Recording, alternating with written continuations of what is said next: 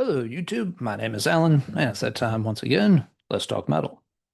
This video is brought to you by a suggestion from longtime viewer Frank.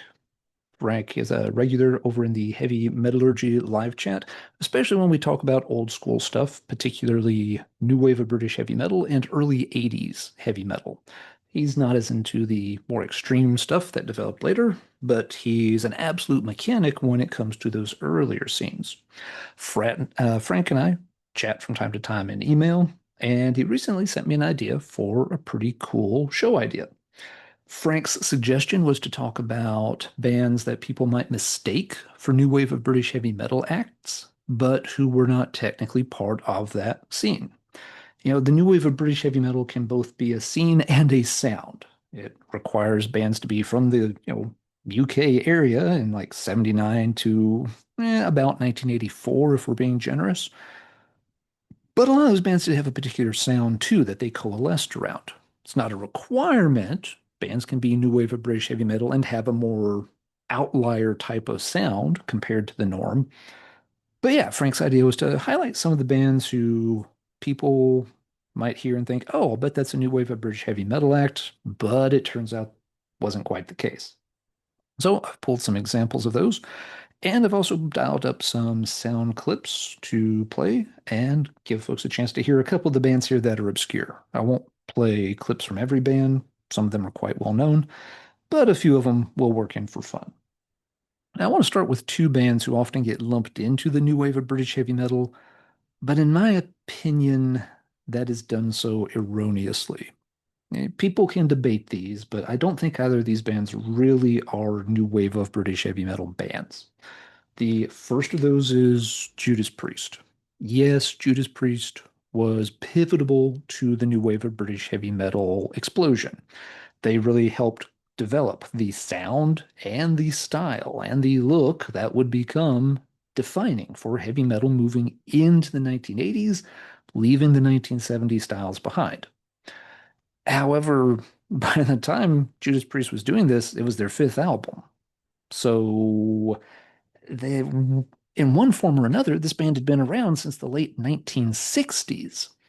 So, in my opinion, the band is simply way too early to be part of the new wave of British heavy metal. Sure, they were touring at the time, shared a stage with a lot of bands who were new wave of British heavy metal and all of that. New wave of British heavy metal fans probably really enjoyed the Priest albums coming out around this time. That's all fair. That doesn't make the band part of that scene. New wave of British heavy metal, well, think about it. The N stands for new. It was a new crop of younger kids playing heavy metal, not guys that had been around since, the late 60s, a decade earlier. So I don't think Priest gets tagged as new wave of British heavy metal, but some people might argue that. I feel the same way about Motorhead for the same reasons. I mean, Lemmy had roadied for like Hendrix a decade before the new wave of British heavy metal was a thing. Their first album, On Parole, was in the can, ready to release in 76. The record label just didn't want to put it out then. So by the time, Overkill and Bomber come out in 79, those are albums three and four. Yes, this is when the band is hitting their stride. And yes, sure, they were popular with the bands, toured with them, shared venues and all that. But to call Motorhead a new wave of British heavy metal band, they had a head start by several years on those other bands and were almost a different generation in terms of their age. So I've never felt right putting either of those two bands into the new wave of British heavy metal category. Feel free to argue in the comments down below. So let's turn to some bands that are maybe less obvious or have other reasons they don't quite fit. The first one here is a band called Slander. They released this album called Careless Talk Costs Lives, and it has a dead-on new wave of British heavy metal sound. Anybody hearing this would definitely think it's part of that movement. They were a British band, but the album didn't come out until 1990. So way, way past the expiration date. I mean, I can be pretty generous with the cutoff for new wave of British heavy metal and say maybe you stretch it out to 1986 because some bands were still getting their first album finally put out around that time. But I'm not extending it to 1990. So it's really interesting that these guys went for that type of sound at that point in time because all other bands had moved on to other things. Even the new wave of British heavy metal bands who were still active as late as 1990, say, for example, Clovenhoof, they were putting out stuff that sounded quite different by then. I didn't pull up any clips from the Slander album. Reissues of this are available. The originals are hard to find, but Stormspell has reissued this. I think it's had at least one other reissue. Really good album. If you like that classic new wave of British heavy metal style, you will almost certainly really enjoy the Slander record. I'd say pass on the second Slander album. They did another one somewhere maybe in the mid to 2010s. Yeah, that one didn't quite work out so hot. In my opinion, at least, I didn't get into that material whatsoever. But the first Slander, yeah, has the sound and it's from the right place, but it's completely from the wrong period of history. All right, next band is one called Picture. This is their third album called Eternal Dark. And this one came out in 83. Picture had released two albums before this. Their first came out in 1980. So they were present right there at the dawn of the new wave of British heavy metal. And they have a sound that is very similar to new wave of British heavy metal, as we'll hear in just a moment. The problem with Picture is that the band is from the Netherlands, not from anywhere in the British Isles. Let's check out a clip of the title track from this one so you can hear what they sound, because I think a lot of people are not that familiar with Picture these days. So here's a little bit of the song Eternal Dark. As always, when I do sound clips, I'll skip forward a little bit if the intro is slow, so we can quickly get to the main part of the song.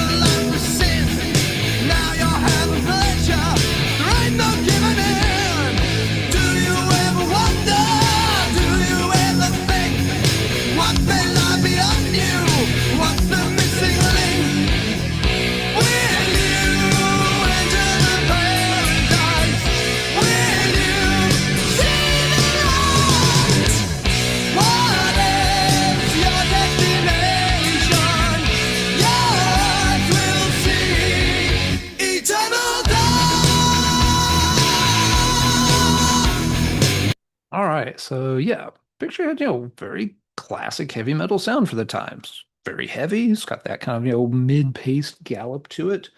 Love the chorus on that song. Really, really well done. Um, so yeah, they kind of have a lot of the characteristics, but they were from the mainland.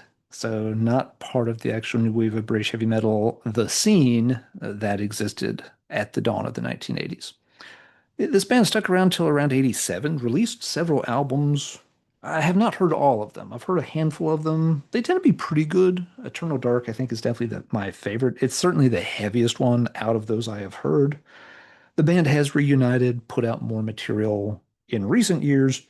I have no familiarity with it, so I can't tell you anything about what that sounds like. Picture for me is one of those classic early 80s bands that were on the scene right away. Again, first album coming out in 1980, made a bit of a splash, had a bit of a following, but got left behind as the decade progressed. Bands started getting faster and heavier and more extreme. And eventually, I can imagine by 87, Picture would have sounded pretty dated. And by the end of the decade, they would have just been a relic from the past. All right, let's move on to another band from mainland Europe, which disqualifies them, even though they can sound pretty new wave of British heavy metal in their early days. And that band is Denmark's Pretty Maids. This is their debut release, which is a mini LP, has 6 tracks on it, so too long for an EP, too short for an album. But yeah, This came out, this is the original pressing. I think it got put out on a couple of different labels. This is the Par Records pressing, so it got a US release through Par. Par Records was a small label tied to a record store in Florida that helped put out the first Sabotage album, Sirens. Parr did some other things too, including pressing up Pretty Maids. Now, this later got reissued on CBS. They got picked up by a major, but it has a different cover. CBS didn't approve of this cover, I suppose. And instead, it's got like three, they look like kind of glowing cosmic ladies, but they all have like big robes on or something. I used to have that copy as well, but didn't need two copies. Decided I would keep the one on Par Records. Let's check out a little bit of one of these tracks. This will be a clip from the song City Lights.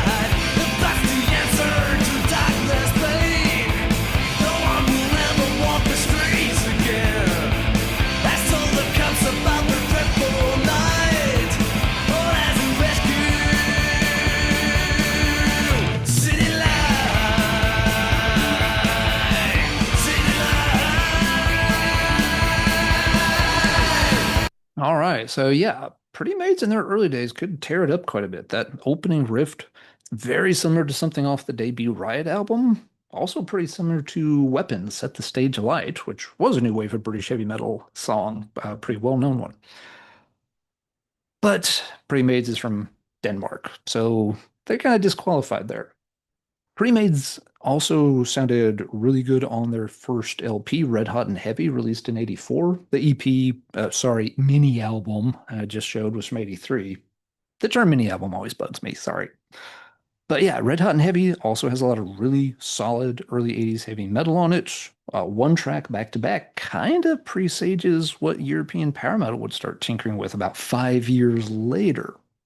But Pretty Maids, by the second and third albums, were already drifting into a more commercially digestible sound. Not bad. They didn't go glam, and they didn't turn into a pop band, but they definitely softened things up a bit.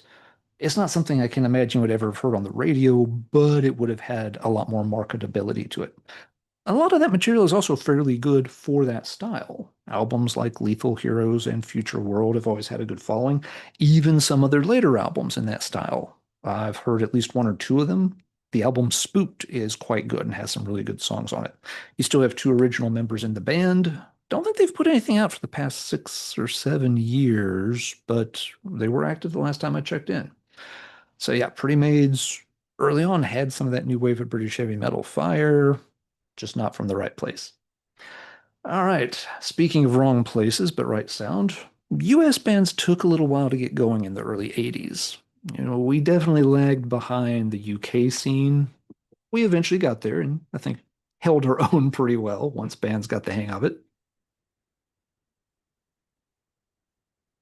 But some of the early '80s US bands could be mistaken for new wave of British heavy metal. One of those being Virgin Steel's debut album. Cool album cover. I remember seeing this in record stores as a kid and I always thought it was a really, really neat piece of artwork. Definitely has that kind of '70s fantasy, a little bit of a Roger Dean vibe going on there for sure. Now, musically, this album stays more in kind of rock or hard rock territory. So I'm not sure listening to this, many people would think new wave of British heavy metal, but looking at it, yeah, it has that same kind of, fantasy vibe you get from looking at albums from the likes of Praying Mantis or Diamond Head. So I could definitely see it, someone not familiar with the band thinking, well, it's from '82 and it's got that kind of cover. Maybe it's a new wave of British heavy metal act. but it wasn't. It was a New York act. Yeah, New York was one of the first metal scenes to get well established in the U.S. People always talk about, the LA scene, San Francisco. That's maybe slightly later coalescing around Metal Massacre and, the thrash scene, but that's more like, late 81, 82, 83. In New York, you had bands active a little earlier than that. The Virgin Steel's debut came out in 82. Not playing a clip from that. Virgin Steel's pretty well known. Another New York band very early on the scene was Riot. Fire Down Under came out in 81, heart of the new wave of British heavy metal era, just from the wrong side of the pond. And this is their third album. Riot's debut, Rock City, came out in 77. So once again, here's a band that predated new wave of British heavy metal. They were very influential on the new wave of British heavy metal scene, very popular with that crowd. They got to tour the UK off their second album, Narita. And if I remember the story right, they had ended up on the same label as Sammy Hagar through some kind of, weird connections, a friend of a producer, of a manager, etc. But yeah, they ended up touring, with Hagar around that time in the UK, went down a storm. And so the fans in the UK were really looking forward to the next album coming out, which should have come out in 1980. The band had it in the can ready to go, but the label didn't really have any interest in them. They had only been signed as sort of a favor to a friend of a friend to fill out this tour package. They didn't want to send Hagar over there, realizing that he wasn't maybe quite heavy enough for what was starting to happen with the new wave of British heavy metal firing up. Riot was heavy enough. Riot worked on the bill quite well, but the label didn't want to release the album until the British music press and tons of British fans kept badgering the label quite publicly in editorials and such, and the album got released. And of course, Fire Down Under moved on to become an all-time classic. Not playing any clips from this. It's a well-known album. Folks will recognize its greatness. But yeah, Riot has a lot of those bands were influenced by things like early Riot. So it wouldn't be a stretch for someone to hear Riot and think, oh, yeah, that definitely has the new wave of British heavy metal sound. All right, we're also going to look at a few bands here from Sweden. Sweden developed a hard rock and heavy metal scene pretty early in the 80s too. It developed in tandem, more or less, with the new wave of British heavy metal. The phrase first wave of Swedish heavy metal is often used to describe this. I guess second wave of Swedish heavy metal would have been the heavier stuff, maybe at the end of the 80s as you got into the early death metal stuff with Nihilist and the like. But Sweden had a long history of heavy metal well before that. And some of those bands could be passed off as new wave of British heavy metal. As a matter of fact, one was, but we'll get to that in a few minutes. First one I want to talk about is the band Heavy Load. Heavy Load recorded their first album in 1978. This is not it. This is their second, but the debut album is called Full Speed at High Level. And as I said, 78 predates new wave of British heavy metal releases by about a year. That album, however, doesn't have a particularly heavy or metal sound to it. That album still feels very steeped in the 1970s rock sounds. I'm not saying it's a bad album, it's just very different from what they would be doing by the early 80s. Death or Glory has the famous polar bear fight going on the cover. And by here, yes, they have a fully developed heavy metal sound. If you've never had the pleasure of checking out Heavy Load, let's fix that with a clip from Heavy Metal Angels off of Death or Glory.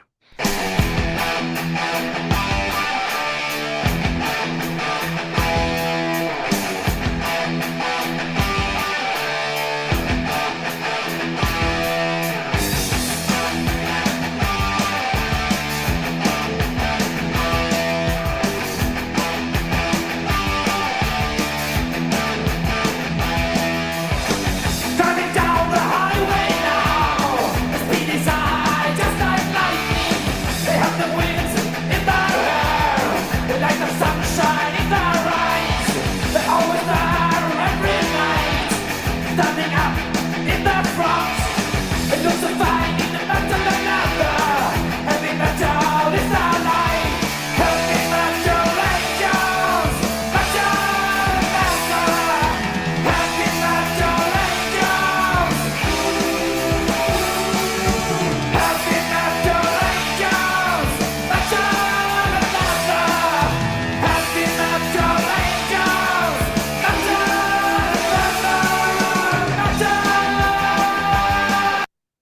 right, so yeah, Heavy Metal Angels. Heavy Load always had that really cool guitar tone, very kind of a sharp, bright, slightly edgy kind of tone, has a nice ringing quality to it. You hear it all over their second and third album, both of which very, very good releases. Heavy Load, unfortunately, then kind of petered out after the third album. There's a single, which is also still pretty good. But yeah, they did eventually get back together, released a new album just a few years ago.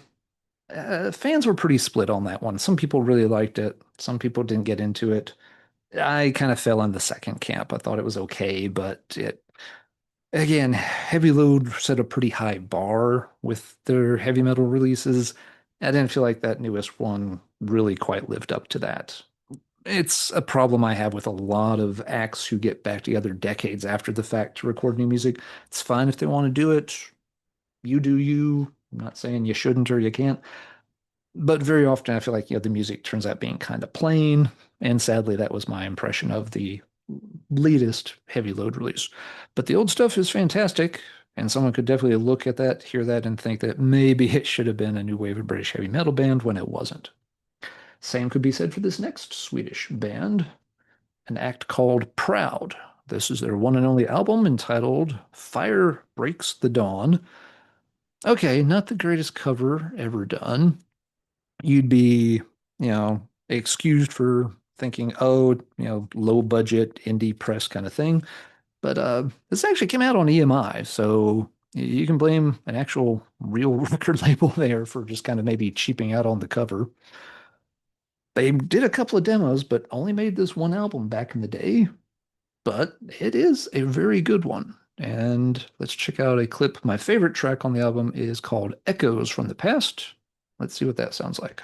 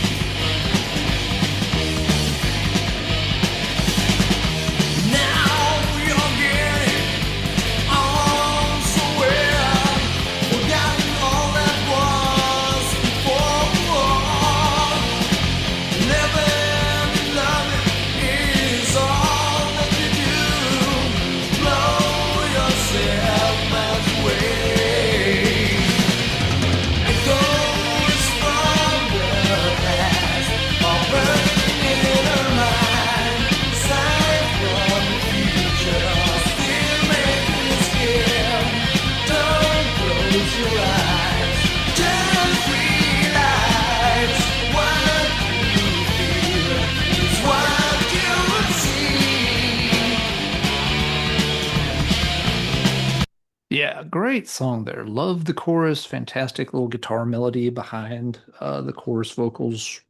Great stuff. But yeah, it was their only release. It didn't have a follow-up until decades later when they got back together and made another album like so many other bands. I want to say one came out maybe around 2021. Could have been as late as 2023 at this point. I heard it a couple of times. It wasn't bad. It also wasn't good enough that I played it a third time or ended up tracking down a copy. Again, I just often don't connect really strongly with these comeback albums from bands lost in the past. But Fire Breaks the Dawn, fantastic album. I think if you're a fan of first wave of Swedish heavy metal, you'd recognize it as a Swedish band pretty quickly. But if you weren't too familiar with that early Swedish stuff, you'd be forgiven for mistaking them for a new wave of British heavy metal act. All right, the last one here is kind of a famous case of a band that was misidentified as new wave of British heavy metal by collectors for a period of time. What happened was in the 90s, and I think even into the early 2000s, there was a bootleg series of CDs that came out called New Wave of British Heavy Metal Volume 1, volume 2, volume 3, etc. And here on volume 4, there's a song, number 7, by a band called Scratch. The song is titled Metal Breaker. Starting with volume 4, this series was digging up some extremely obscure tracks from 7 inches, EPs, rare compilation albums that many new wave of British heavy metal collectors had never seen or heard of before. And to most people, Scratch was a new entity. This is like, holy cow, what is this? The song is fantastic. Let's go ahead and check out a clip of Metal Breaker so you can hear it. This is seriously one of my favorite 80s heavy metal songs of all time.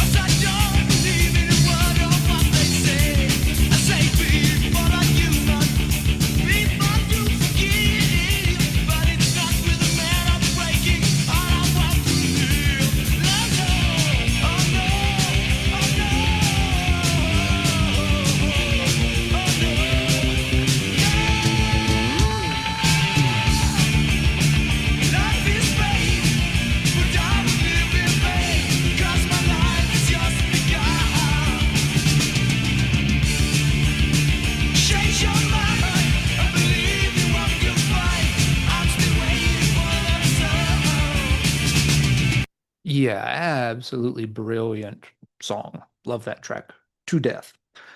Not being hyperbolic when I say it would be, a top 10 song from that era. And so, yeah, for there were a while, people thought it was a new wave of British heavy metal band because it was on this new wave of British heavy metal compilation series. And it turns out it might be the only non-British band featured on the entire 8 or 9 volumes of the series. Maybe there's another one I'm forgetting, but yeah, Scratch, it turned out to be a Swedish band. I think most folks assumed that it was an honest mistake. Again, the person or persons putting this bootleg series together, they were mining into some pretty obscure stuff. This was, the 90s. You couldn't just hop on Metal Archives online. You were lucky if you could hop online, period. And if you did, you were finding GeoCities sites. You weren't finding detailed information on Discogs and Rate Your Music and all this stuff about a band called Scratch from 1985. They only released the one single, had a few other tracks recorded around the time, which have been put out as an anthology collection. It's a cool anthology, but do be warned, it only contains 5 songs. So it's almost like an anthology EP. The band simply didn't have much recorded material. So you get the 2 songs from the single and a couple of other tracks. Geez, I think the 5th track may even be just a re-recording of one of the other 4 songs. So they really didn't have much to work with. Why did this Swedish band end up on this new wave of British heavy metal comp series? As I said, I think most people assumed it was honest mistake. Uh, they definitely have the right sound. The picture sleeve has the right look. I don't know. There's also, I've heard people say there's a chance that it was included simply because it was so good and there was no corresponding first wave of Swedish heavy metal series to put it on, that they just went ahead and included it for the heck of it. There has been plenty of, or there were plenty of good first wave of Swedish heavy metal singles. You could have done a similar series to this. That scene seemed to have gotten more interest from collectors during the 2000s, in particular due to the really excellent work over at the Colosseum website. In the 90s, people weren't picking up on a lot of that stuff. People were very focused on new wave of British heavy metal, so it makes sense that people weren't putting together a first wave of Swedish heavy metal bootlegs in the 90s. But yeah, Scratch, so close to new wave of British heavy metal, they even made it onto one of the bootleg compilations. All right, that is it for my list. So now let's talk metal in the comments down below. What are some bands you think of from that early 80s period? or later periods that sound a lot like new wave of British heavy metal. They come close, but maybe like Slander, they're just way too late to the party. Or maybe like some of these other bands I've featured, they're just from other parts of the world, so they weren't technically part of the British scene. Frank mentioned some other good contenders for this topic when he emailed me about it. And again, big thanks to Frank for the topic idea. I'm not going to go through Frank's list because he may want to elaborate on some of those in the comments. Other people may want to also. Looking forward to seeing what other bands people put in this category. But that's going to do it for now. Until next time, everybody take care. And as always, keep banging your head.